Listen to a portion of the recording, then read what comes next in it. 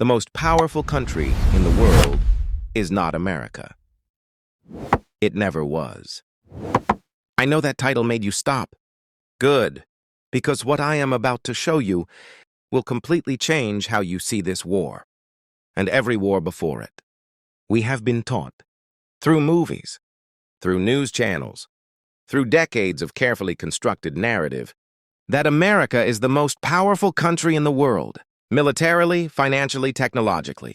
That argument holds. But there is a different kind of power, a deeper kind of power, a power that no army can destroy, no sanction can remove, no regime change can relocate, geographic power. And by that measure, the most powerful country in the world has always been Iran. Let me show you exactly why. Key number 1, energy. There is a stretch of water between Iran and the Arabian Peninsula, at its narrowest point, just 33 kilometers wide. You could drive that distance in 20 minutes on a Nigerian expressway. It is called the Strait of Hormuz, and through those 33 kilometers, every single day, passes 21% of the world's entire oil supply. Saudi oil, Kuwaiti oil, Iraqi oil, UAE oil, Qatari gas, all of it, heading to Europe, to Asia, to the factories and power plants that keep every modern economy functioning. Not 5%, not 10%, 21% of everything the world runs on. Through 33 kilometers of water that Iran sits next to, that Iran can close whenever it decides to. We now know what happens when Iran closes it. Shipping traffic dropped 95% in 2 weeks. Oil went from $70 to $126 a barrel. European gas prices jumped 50% overnight. The International Energy Agency called it the greatest energy disruption in the history of the modern world. Worse than 1973, worse than 1979, worse than anything humanity has experienced before. All of that from 33 kilometers of water that Iran sits next to. Key number 2, data. Now here is what will genuinely shock you.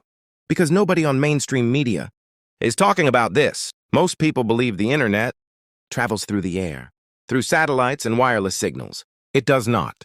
95% of all internet traffic, every email you send, every bank transaction you make, every social media post, every stock market trade, every government communication travels through physical cables, lying silently on the bottom of the ocean. And where do those cables go? Through the Strait of Hormuz, through the Red Sea. The same 2 passages. Iran has now effectively closed. 18% of the world's entire internet data travels through these routes alone. Amazon, Microsoft, Google spent billions building data centers across the Gulf. Those data centers are now in a war zone. The cables connecting them to Africa, South Asia, Southeast Asia, pass through both passages, both closed. And the repair ships, the specialist vessels that fix cables when they break, have fled the conflict zone. If a cable breaks now, it could take months to fix. Not days, months. Both keys. One country, one geography. Oil under the sea, data under the sea. 21% of global energy, 18% of global internet.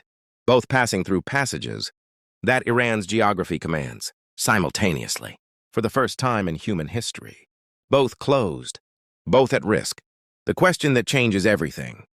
If America, with its documented history of weaponizing everything it touches, the dollar, sanctions, Visa, MasterCard, Amazon, was sitting where Iran sits geographically, what do you think would happen? There would be no negotiation, no diplomacy, no international law, no United Nations resolutions. There would be one message, delivered clearly, to every nation on earth. Play by our rules or the oil stops. Disagree with us and your internet goes dark. Challenge our allies and your economy collapses. By morning, the world would not just be on its knees. The world would be grateful for the privilege of being on its knees. But Iran is not America. Iran, sitting on that same geography, holding those same 2 keys, has spent 70 years being sanctioned, bombed, destabilized, assassinated, isolated, for refusing to hand the keys over. Not because Iran is militarily stronger, not because Iran has more money, not because Iran has more allies, but because of something far more durable, far more permanent than any weapon, Iran knows where it sits and what that means, and has refused for 70 years to pretend otherwise.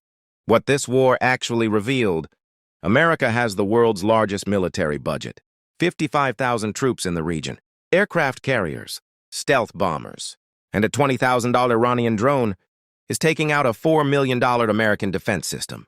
Trump set a 48-hour ultimatum for Iran to open the strait. He blinked, extended the deadline 5 days, announced talks that Iran said never happened. The most powerful military in the world issued an ultimatum and extended it when Iran did not comply. What America is actually losing went in to protect the petrodollar. India just paid for oil in Chinese yuan, went in to protect Gulf energy. Production dropped 10 million barrels per day, went in to demonstrate military superiority. $20,000 drones defeating 4 million systems, went in with less than 30% of its own people supporting the war. America went in to protect everything and put everything at risk. The lesson for Africa, for Nigeria: power is not always military. Power is not always financial. Sometimes power is geography, resources, positioning, and the courage to say no. Iran taught the world something this month that no textbook ever will. The most powerful position in the world is not the one with the most bombs. It is the one that the world cannot function without. The most powerful country in the world is not America.